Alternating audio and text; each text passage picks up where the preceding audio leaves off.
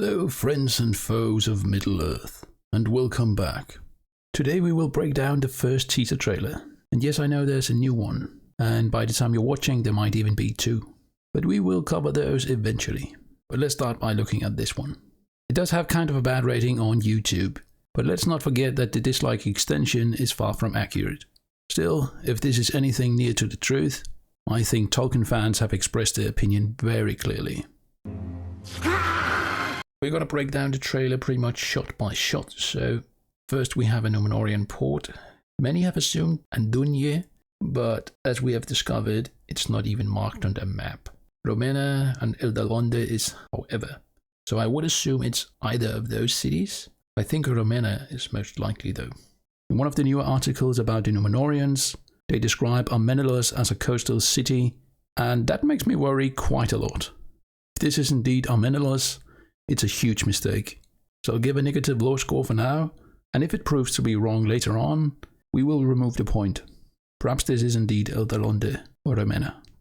I feel the statue is a bit much, but it appears to be Erendil and his wife Elwing. If that is true, it deserved a low point, just because it would make sense for the Númenóreans to honor Erendil. It was by following his star that they came to Númenor in the beginning. The island with the watchtower is what makes many people think it's Römena, and the island would be Tol Uinen. I must say though that if that is meant to be Tol Uinen, it's way too close to the city, too small, and there shouldn't be a bridge leading to the island. I won't give points though, as it's just people guessing. I think this city overall looks fine, a bit too high fantasy for my taste, but I still think it deserves a positive point at least. And the flat summit of Meneltarma. Great attention to detail. It is meant to be flat. And 3 times a year the king would go to the top and perform the 3 prayers to Ero Ilúvatar, while the eagles of Manwë would fly above the mountain. So low point for that. That's quite a good detail. And while we are talking about Númenor, let's mention the symbol. Amazon have decided to use this sun symbol. Now I don't really mind that, but I think a star would have made more sense. The Star of Erendil, to be more precise. It's what led them to the island, and the island itself is also shaped like a star, so it just makes more sense. It's not terrible though, but nor is it great. I think they overuse it a bit, but that's just my opinion. I think it would have been slightly better if it had been a setting sun, but I won't give any points for this. Just a funny little thing to bring up. Still, terrible costumes. Then we have a female half-foot named Eleanor, or Nori if we use the nickname. I find it a bit problematic that her nickname is the name of one of the dwarves from The Hobbit, but I'll let that one slide as well. Her actual name though, sure, Sam named his daughter Eleanor too, but he did so because of the flower Eleanor he saw in Lothlorien. It's an Elvish word meaning sunstar. It doesn't make sense for her to have such a name, so I'll give it a low inaccuracy point. We have Galadriel supposedly crossing the Hilkaraxe, or perhaps wandering around in Forodwaith for some unknown reason. Her armor looks kind of cheap here, and it seems like a bad idea to wear metal in the cold weather. Perhaps not.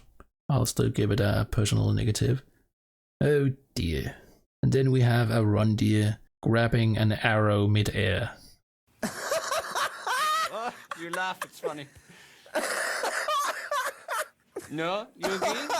No. Kinda lame if you ask me, but sure there will be people liking stuff like this.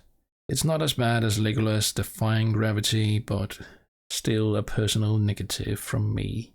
Meteor Man again.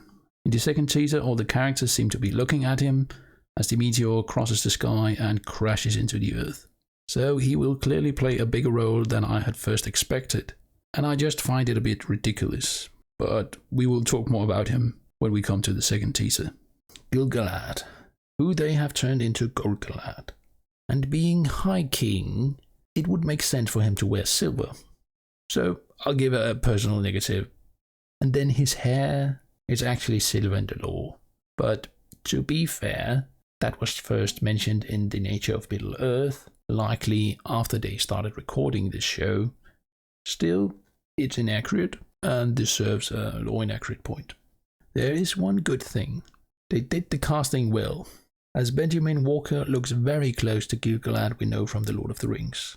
Though he only appears for 2 seconds. Should still get a personal positive at least.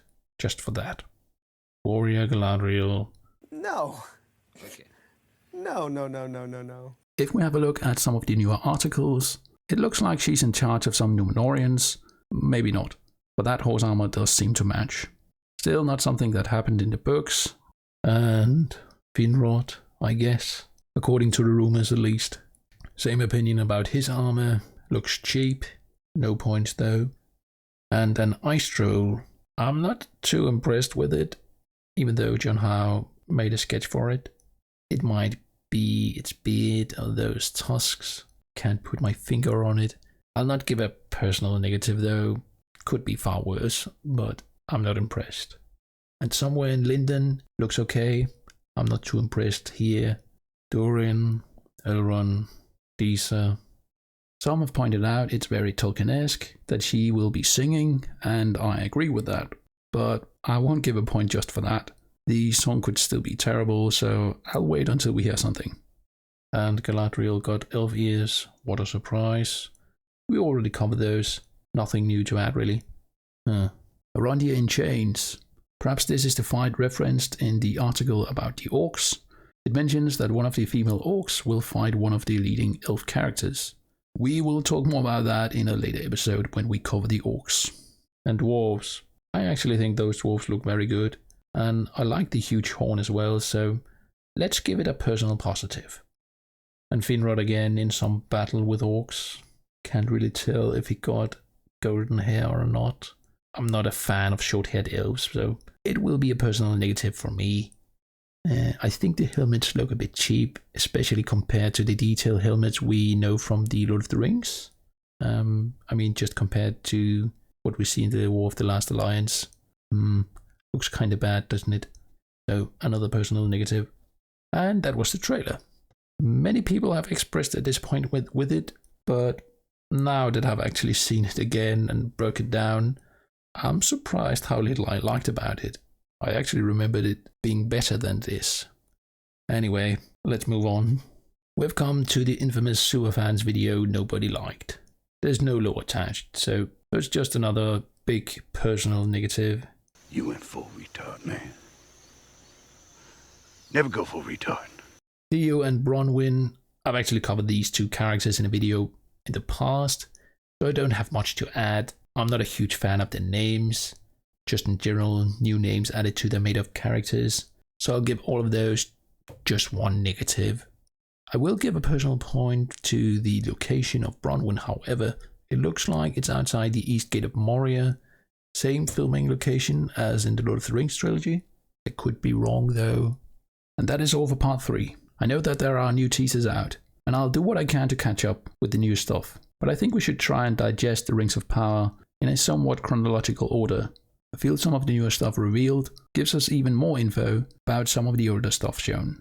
In the next part, we will go through the Empire magazine and talk about all the images in that, as well as the article about languages in the show. As always, thank you for watching, and don't forget to leave a like and subscribe. It helps out the channel very much. Farewell till next time.